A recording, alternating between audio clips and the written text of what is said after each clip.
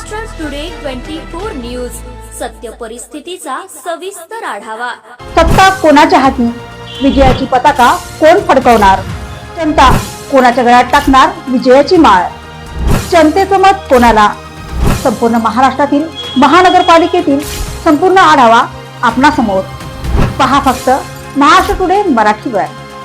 पिसाळलेल्या कुत्र्याच्या हल्ल्यात 9 महिन्याच्या बालिकेचा अखेर मृत्यू। पिसाळलेल्या कुत्र्याने बहिणीच्या कडेवर असलेल्या 4 महिन्याच्या चिमुकलीचे लचके तोडले। शहरातील साबळे गल्ली परिसरात पिसाळलेल्या कुत्र्याच्या हल्ल्यात गंभीर जखमी झालेल्या जुनेशा तौफिक कुरेशी 9 महिने या चिमुकलीचा उपचारादरम्यान रविवार दिनांक 11 जानेवारी रोजी दुपारी 2 वाजण्याच्या सुमारास परभणी येथील एका खासगी रुग्णालयात तिने अखेरचा श्वास घेतला। याबाबत अधिक माहिती अशी की दिनांक 21 डिसेंबर 2025 रोजी सायंकाळी सुमारे 5 वाजण्याच्या सुमारास साबळे गल्ली येथील आपल्या राहत्या घराच्या दारात जुनेशा ही बहिणीच्या कडेवर असताना परिसरात फिरत असलेल्या पिसाळलेल्या कुत्र्याने अचानक तिच्यावर हल्ला चढवला। यावेळी मोठ्या बहिणीने तिला खाली सोडल्यामुळे कुत्र्याच्या हल्ल्यात बालिका गंभीर जखमी झाली होती। घटनेनंतर कुटुंबियांनी तातडीने तिला उपचारासाठी ग्रामीण रुग्णालयात दाखल केले होते। यावेळी डॉक्टरांनी प्राथमिक उपचार करून परभणीच्या सामान्य रुग्णालयात दाखल केले।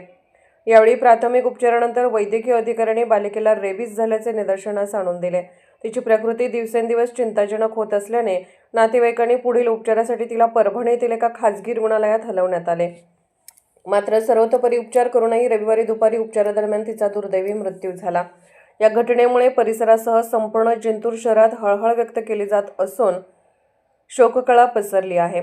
अवघ्या 9 महिन्याच्या निष्पाप बालिकेच्या मृत्यूमुळे कुटुंबियांवर दुःखाचा डोंगर कोसळला आहे। दरम्यान शहरात मोकाट व पिसाळलेल्या कुत्र्यांचा वाढता उपद्रव पुन्हा एकदा ऐरणीवर आला असून अशा घटनांची पुनरावृत्ती टाळण्यासाठी नगर परिषद व प्रशासनाने तातडीने कठोर उपाययोजना कराव्यात अशी मागणी नागरिकातून जोर धरत आहे। महाराष्ट्र टुडे मराठीसाठी ब्युरो रिपोर्ट, जिंतूर, परभणी।